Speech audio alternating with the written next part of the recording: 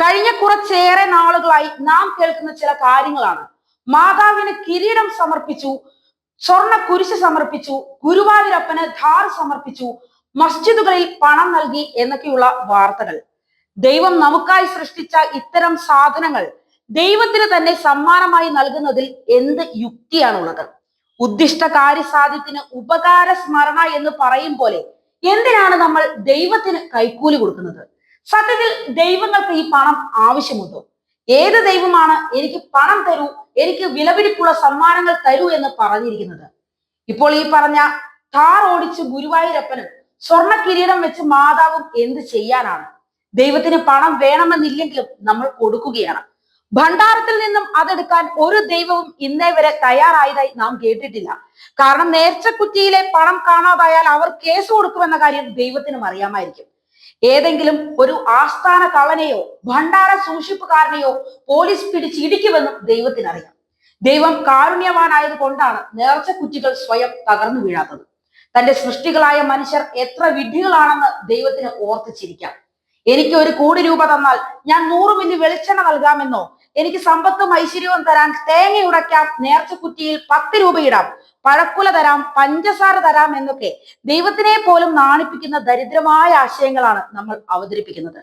ഒരു കാര്യം ഉറപ്പിച്ചു പറയാൻ ആഗ്രഹിക്കുകയാണ്, ഇതൊക്കെ കേൾക്കുമ്പോൾ ഞാൻ നിങ്ങളുടെ വിശ്വാസത്തെ മുറിവേൽപ്പിക്കുന്നതായി കരുതരുത്.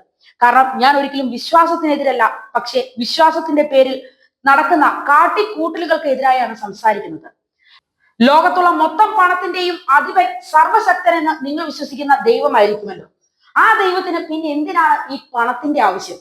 ദൈവത്തെ ചുറ്റിപ്പറ്റി നിൽക്കുന്ന പൂജാരിമാർ മുതൽ സേവനം ചെയ്യുന്ന എല്ലാ പേർക്കും വേണം പണം. ദൈവത്തിന് പണം ആവശ്യമെന്ന് പറഞ്ഞു പരത്തുന്നതും ഇവർ തന്നെയാണ്. ഇവരാണ് ആവശ്യക്കാർ, അല്ലാതെ ദൈവമല്ല.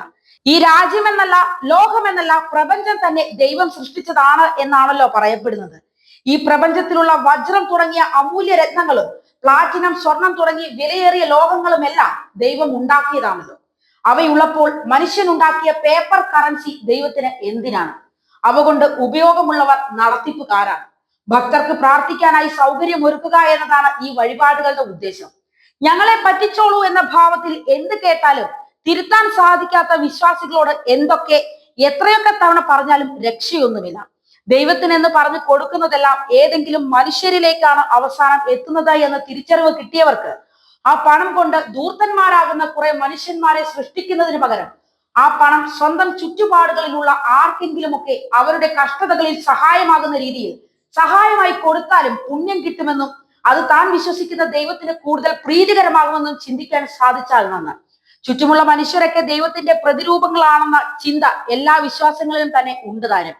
ശീലിച്ച രീതികളിൽ നിന്ന് മാറി ചിന്തിക്കുവാൻ വിശ്വാസികൾ പഠിച്ചാൽ കുറെ മനുഷ്യർക്ക് ഏതെങ്കിലുമൊക്കെ മെച്ചപ്പെട്ട ജീവിതം കിട്ടുമായിരിക്കണം.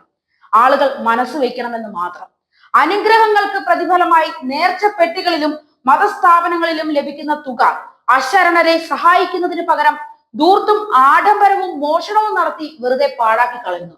ഇങ്ങനെ ലഭിക്കുന്ന പണം അർഹതപ്പെട്ടവരെ സഹായിക്കുന്നതിന് വേണ്ടി ചെലവഴിച്ചിരുന്നുവെങ്കിൽ നമ്മുടെ വിശ്വാസപ്രകാരം ദൈവം പ്രസാദിക്കുകയും ദുരിതം അനുഭവിക്കുന്നവർ സന്തോഷിക്കുകയും ചെയ്യുമായിരുന്നല്ലോ. പണം ദൈവത്തിന് ആവശ്യമില്ല.